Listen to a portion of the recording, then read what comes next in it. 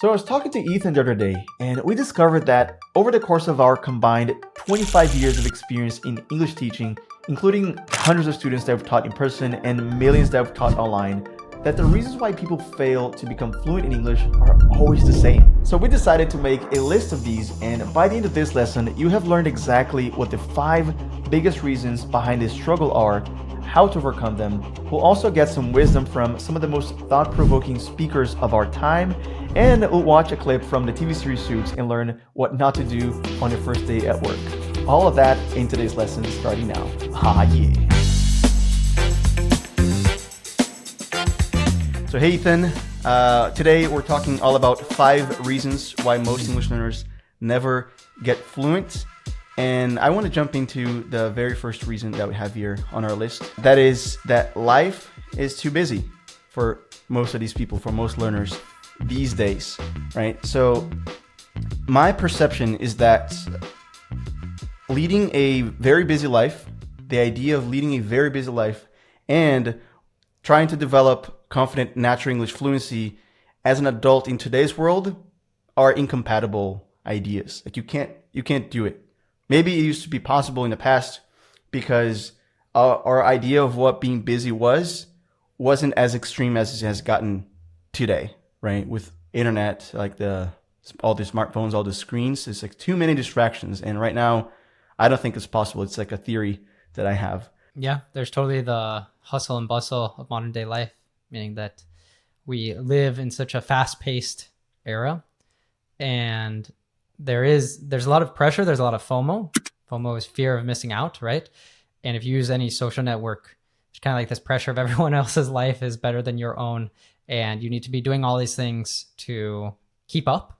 You know, it's like, we also call this the rat race, right? Like trying to keep up with everyone else, trying to be successful or appear successful in your career, maybe trying to have kids, and like also trying to stay in shape, and also trying to, be reading 4 books a month or something like that. Yeah, so there's like all these pressures to be someone who's this superhuman, super productive person.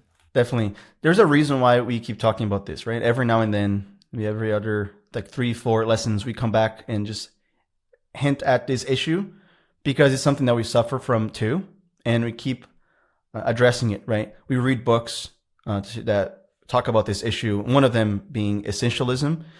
And the author of this book kind of summarized the problem really well in this clip that we're going to watch right now. Check it out. You've had these conversations. How are you doing? So busy. I am drowning right now. But why do they do it with such a celebratory air? Why do they backdoor brag about it? Because something in our culture has said this is a badge of honor. It's almost the same as being successful. Be busy or be successful. They're the same thing. And taken to its... in fact, I was just thinking about this just last night, that one day we're going to win an award. Congratulations, you are now the busiest person on the planet. Well done. You haven't slept for the last 2 weeks. You've been going nonstop. It's not really a banner of success, but somehow it's become as if it is. Well, that's the thing. Like it's just a race or a game that you can't win, right? Mm-hmm. When is it that you become like successful in being busy? Mm-hmm. What do you want out of it, right? So I like to measure success in other ways. Yeah, I like that he said that busyness has become like this badge of honor. And we say like a badge of honor is something that it's like as if you were wearing an actual badge, like policemen or policewomen wear a badge. But it's like something that you would wear to show off, as if you were a knight or as if you were this person who really needs to be revered. And it was interesting. He said like there's this sort of backdoor bragging about it. Do you know what he meant by backdoor bragging? Yeah. So interestingly, no. I mean, I didn't know what this meant. But before recording here this lesson with you, I looked it up. And it turns out it's this new expression that means it's when someone tries to draw attention to their achievements or status in a way that seems casual or self-deprecating or even negative, so it doesn't appear like straightforward boasting or showing off. you could say, right? There's something similar like the humble brag. Like when you say something that's bragging, but you say it in such a way that it's like, it seems humble. It seems like you're not bragging. Mm-hmm. Yeah, you're tooting your own horn. When someone's like, oh, I spent my vacation building houses in a village in such and such less fortunate country, is a way that they're not straight out saying like, oh, I'm so great because I did this charitable act, but they're kind of saying, they're kind of like sneaking it into the conversation in a light way. And the issue is exactly with the mindset. So this is a mindset issue. If you think like this, that's going to lead to a set of bad actions. I would even say like actions that are not going to lead you to fluency, because you're going to be prioritizing, well, all these other things and not what matters to you. If English matters to you, learning English matters to you, you got to say no to most things that show up, right? At the very least, you're going to just feel unsatisfied a lot of the time with your life, because there's all these things you want to do. There's all these pressures that you need to do more. You feel like you're always busy. You feel like you never have time for the things that you really want to be doing. And yet you're doing all these things and not achieving things that you're really passionate about, or things that really bring fulfillment to your life. And at the worst, you might experience like depression, burnout, which are more common than ever, right? Mm-hmm. Right. So what would be one simple solution or next action if you were to just summarize it? Yeah, I mean, everything we're saying, I think a certain level of it, if you're not doing it already, is having good rituals of planning. And I've suggested in other lessons, having weekly rituals, having annual rituals, where you kind of like you review your past week, you review your past year, you look for ways that you can improve, and then you look forward and you plan.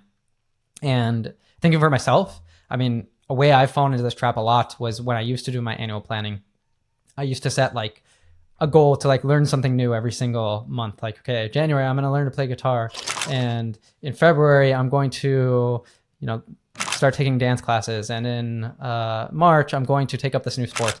And obviously by March, I was just like, I'm trying to do all these things. And I'm also trying to work full time. And it's just like, get stressed out because I'm not really like taking into consideration how these things are stacking onto each other and everything. So that's why too, it's good to look back and like actually say, okay, how did I feel with all these things? And by doing that, I've seen, okay, like let me plan less things, like a lot less things, but things that I know by achieving them, they're going to give me a great sense of fulfillment. They're very aligned with my values. They're very aligned with what I feel like is my purpose in life. So I think that doing that, just being like, having, first of all, this act of reviewing and planning, and then second of all, reducing, like just expecting things are going to take you longer. They're going to take up more time than you believe.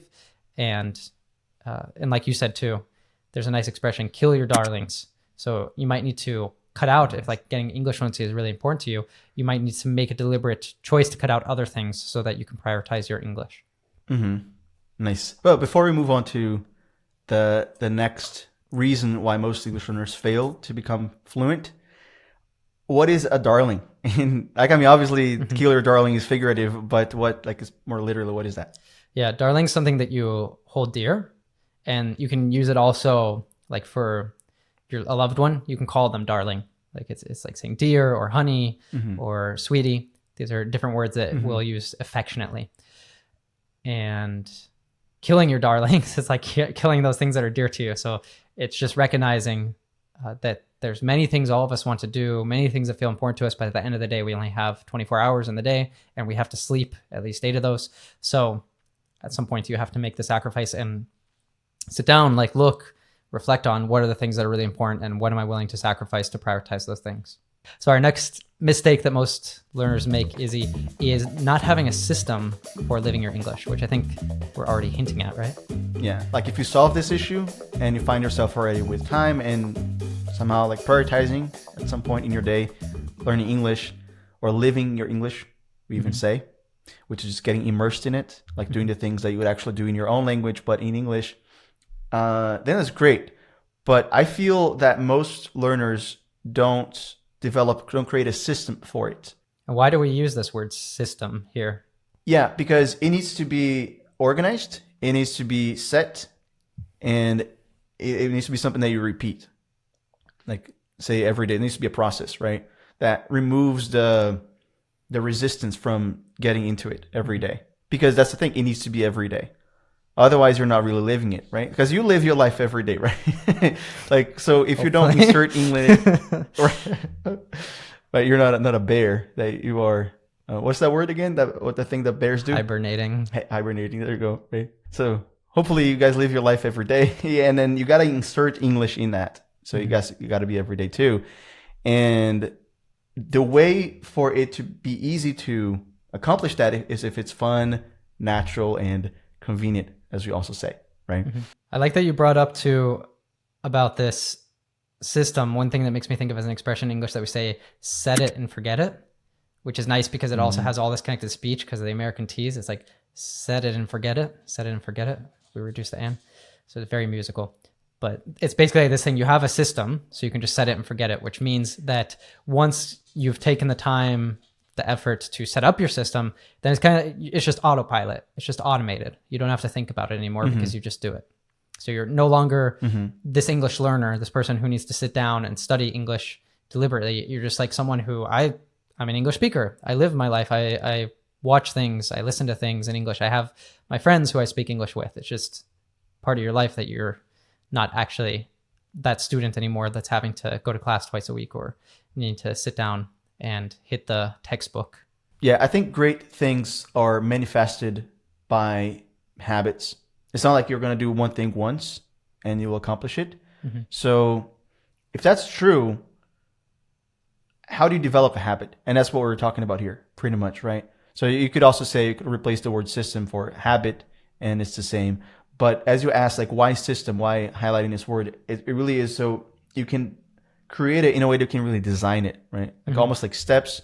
Like I know you, for example, a system that you have for learning every day, for cultivating curiosity and learning, is reading at breakfast, right? You have breakfast and you read at the same time. And that's part of your system for learning.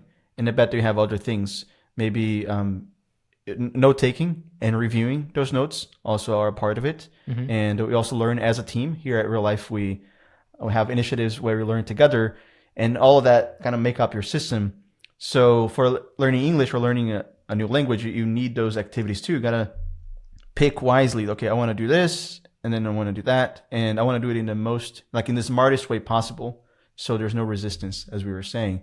So one thing that I like to think about, one solution already that I think is just perfect is what we created with the RealLife app.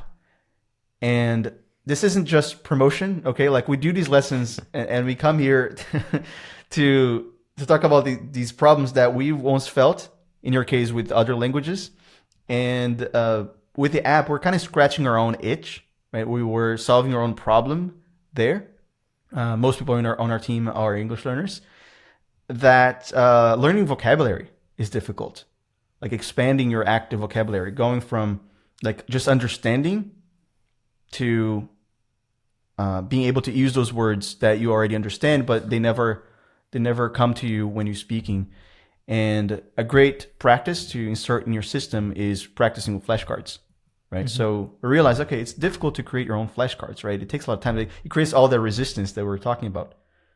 So with our lessons, we usually say all these words, all these advanced words. We already covered a lot in that clip, right? Like show off, boast, backdoor bragging. So all of these, we turn them into flashcards.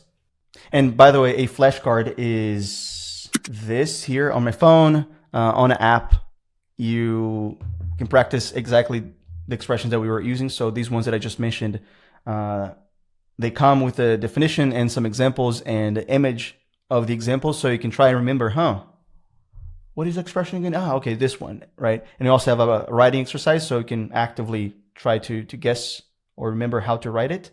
And that slowly but surely consolidates all of that knowledge in your brain, and you become able to use it when you speak. So it's a great feature, and it's proven by science that it works, right? And it's a great thing that you can do in 5 minutes.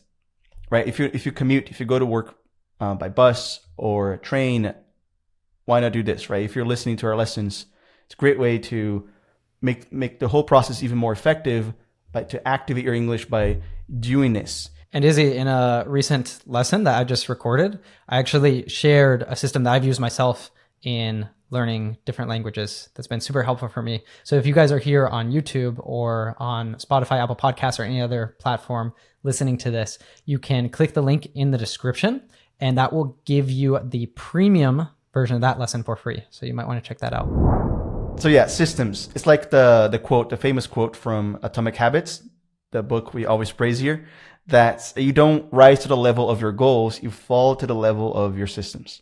So it can be all aspirational, like I'm going to do this, I'm going to do that, but ultimately you just fall back to your habits, right?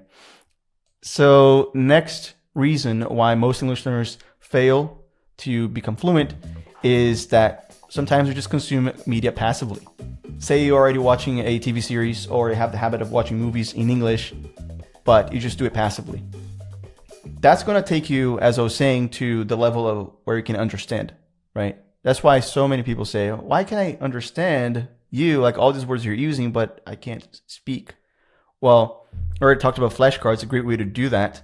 And while watching anything or consuming any media, we talk about activate your English by being curious. So how would you explain that, Ethan? That, like, how can one start doing that? Yeah, I mean, I can give personal examples. Like, I like to listen to podcasts in Portuguese at the gym. So it's kind of like a passive activity because I'm working out, right? But it's good because I'm listening.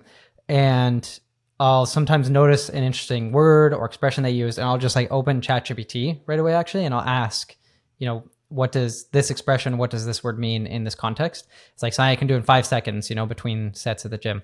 And then I get the explanation, like I ask in Portuguese. So I get the answer in Portuguese, and it's really nice. And then later, if I wanted to, I'm not doing this right now, but it is one of my goals for 2025, but setting up flashcards.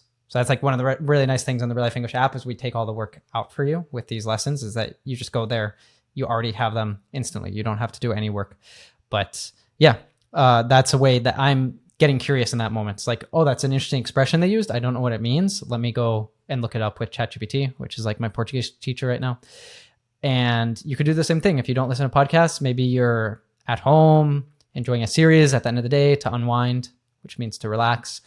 And you notice they use some interesting expression, or they use some connected speech. They said it like, set it and forget it that I said earlier, right? And you're like, oh, I wouldn't have imagined them saying that. It's like, it just flows together like it's one word. Let me go back and like listen to that a couple times, and let me try saying that myself. So it's just little things. They don't take much extra time, but they make all the difference. So to demonstrate how this works, if you guys want to, let's say with these lessons, obviously, as we've been saying, you can pause and tap right now if you're on an app to see the meaning of any word. And if it's a flashcard, you can practice with it. But if you're just watching any TV series or movie, how do you do that, right? How do you identify the right words, and what kind of mindset could you have for optimizing your time there? So I have a clip here from a series. This is Suits. And I know you like Suits, Ethan. Oh, I love Suits. It's a great series. Right. Yeah. And this is the scene where the protagonist, it's the first time he met this other protagonist. So let's check it out. Hi, I'm Rachel Zane. I'll be giving you your orientation. Wow, you're pretty. Good. You've hit on me. We can get it out of the way that I'm not interested. No, I'm sorry. I wasn't hitting on you. Trust me. I've given dozens of these, and without fail, whatever new hotshot it is thinks that because I'm just a paralegal, that I will somehow be blown away by his dazzling degree. Let me assure you, I won't. Obviously, we're highlighting the advanced words Shut here, down. right? Shut down. Nice. Yeah, what does that mean, to be shut down? I mean, it's this, right? It's what's happening here. But what other context would you apply that? Well, you shut down your computer, right? You turn it off. But this is kind of a slang way of using it, I think, is when someone makes an attempt to hit on another person. If you hit on someone, it's like you're trying to show romantic interest, usually by being clever or something like this, or flirtatious. But she just shut him down right away as soon as he kind of made a flirtatious advance on her. In sports, it also reminds me of like when a person in basketball will try and dunk, and somebody else kind of, takes the ball away from them. They're shutting them down. Or a team just completely smashes the other team and win by a lot. It's a complete shutdown also, you could say. So Let's look at some of the individual expressions here. And by the way, we're helping you guys because this is a real lesson that we've created. If you're interested in getting the full lesson, you can do that on the app as well. Just go and look for the Suits lesson there. But let's just see some of the expressions here that they're using. I'm Rachel Zane. I'll be giving you your orientation. Okay, orientation. Like if you haven't seen this word being used in this kind of context, you might be wondering already, like, oh, wow, orientation. Pause. I just paused here, right? So pause. Like you use it, like, that's why I was saying, like, if you're just passively watching, you'll be like, oh, nice word. I don't know what it means, but okay. I get the context, right? I get the context. That's okay. Getting the context and just moving on, because you don't want to pause every single time. But you got to pause eventually for some words that got to pique your attention, right? So, Or at least take note of it. there you go. Yeah. So what is this? It's funny because we did a lesson with Severance too recently, and this came up.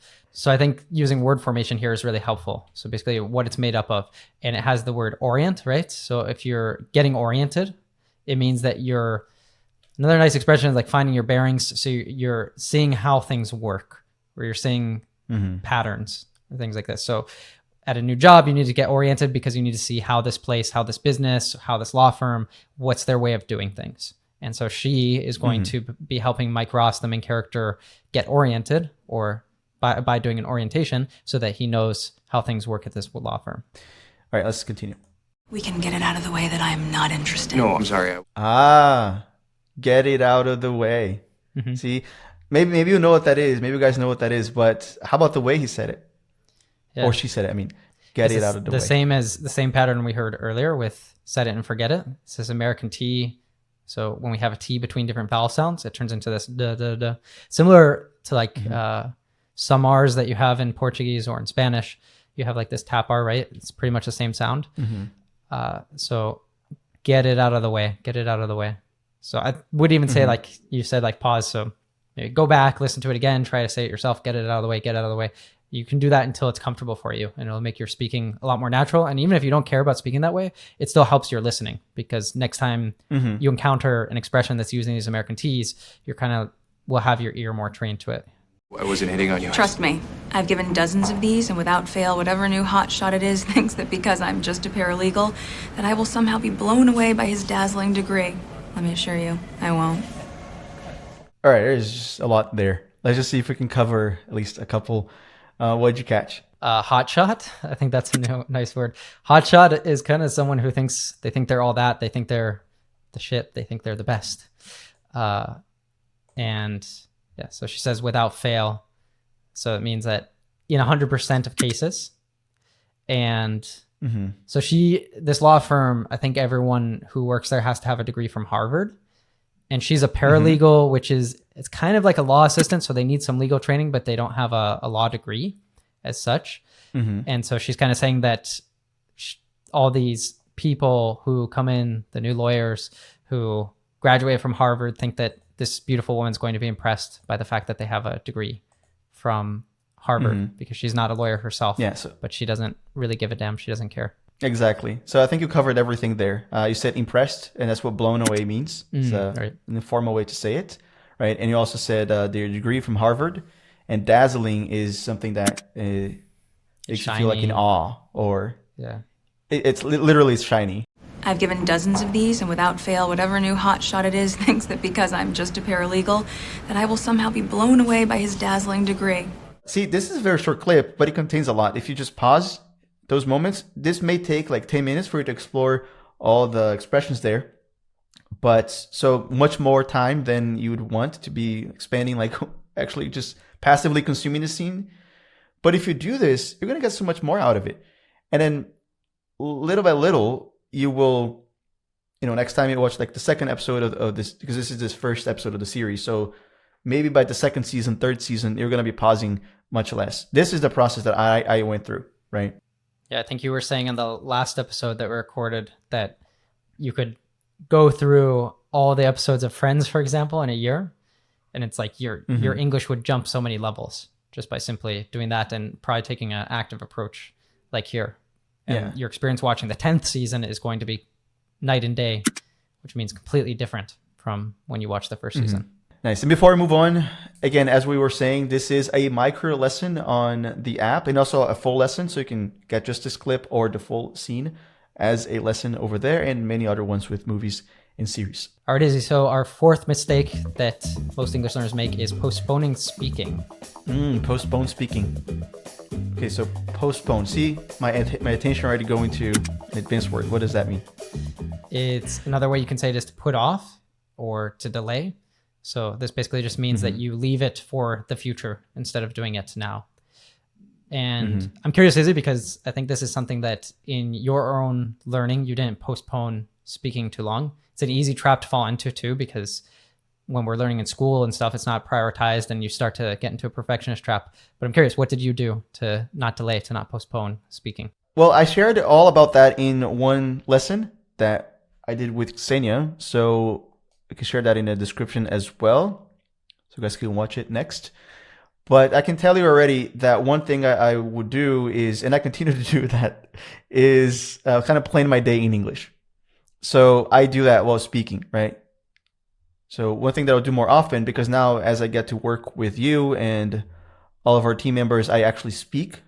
But in the past, I'd be like kind of having this assistant or person, this invisible person that I was talking to, like say, oh, I'm going to do this, I'm going to do that. It's like walking around. I guess nowadays with AI, you could do that with AI and then it wouldn't need to be, you could actually like speak to ChatGPT or Sesame. We've talked about these tools before. And then it wouldn't actually need to be an invisible person anymore. Totally. I mean, ultimately, you want to practice with real people, right? And I felt that I just didn't have that. It's the one problem that learners also complain about. It's like, I don't have anyone to speak with, right? So what should I do? Right. So that shouldn't prevent you. That shouldn't stop you from speaking. You shouldn't postpone it, thinking, oh, one day I'm going to master English now, and one day I'll just open my mouth and it's going to come out beautifully. Not going to happen, right? There's a really nice saying that goes, there's 7 days in a week, and some day isn't one of them, which just means that, you know, there's Monday, Tuesday, Wednesday, and so on, but some day isn't a day. So in other words, you shouldn't postpone, you shouldn't wait until someday. It's not going to come. It's not a real day. So you might as well just do it today. Maybe that's a nice place, Izzy, since I shared a very nice saying, to jump into our quote of the week. Oh, yeah. All right, so our quote of the week is from James Clear. I already mentioned him today. Look at that. So this one is a longer one, but it's so nice, and it connects some of the ideas that we're discussing here. And if you're watching this on the RealLife English app, it's really nice because you can follow along and see the whole quote on the transcript and all of the most important everyday expressions, advanced expressions. Take it away, Izzy. People can help you in many ways throughout life, but there are two things nobody can give you: curiosity and drive. They must be self-supplied. If you're not interested and curious, all the information in the world can be at your fingertips, but it'll be relatively useless. If you're not motivated and driven, whatever connections or opportunities are available to you will be rendered inert. Now, you won't feel curious and driven about every area of life, and that's fine. But it really pays to find something that lights you up. This is one of the primary quests of life: to find a thing that ignites your curiosity and drive. There are many recipes for success. There's no single way to win, but nearly all recipes include two ingredients: curiosity and drive. Now, so let's just take a look at a few expressions here that he used. Like he said that curiosity and drive must be self-supplied. If you supply something, you make it available. So if it's self-supplied, you're making it available to yourself. Proactivity, right? You go after it and you seek where it is. Like where is curiosity? You wonder. It's like, okay, some things make you feel more curious than others, right? Or more driven. And even, like, because you drive a car, but what does drive mean as a noun? Like he's using it here. Motivation, right? That inner force or energy you feel. Passion, kind of similar, right? Passion, you could even say, yeah. So he's saying that you got to look for those things, right? Because if you're not interested, he says that if you're not interested and curious, all the information in the world can be at your fingertips, but it will be relatively useless.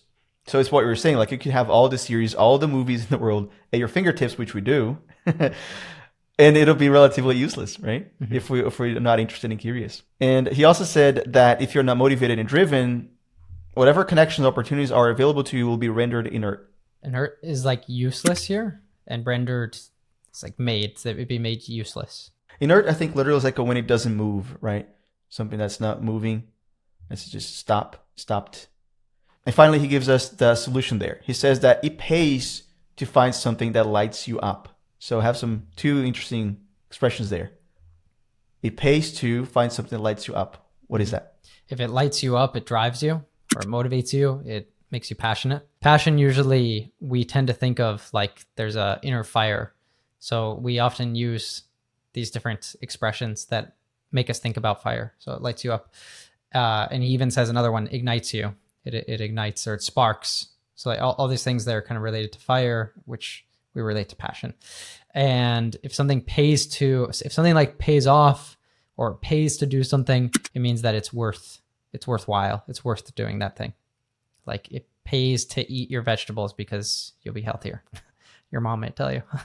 So I think this reveals already the key related to the next reason why most English learners fail to become fluent, that they don't find the thing that pays to kind of go through the process, right?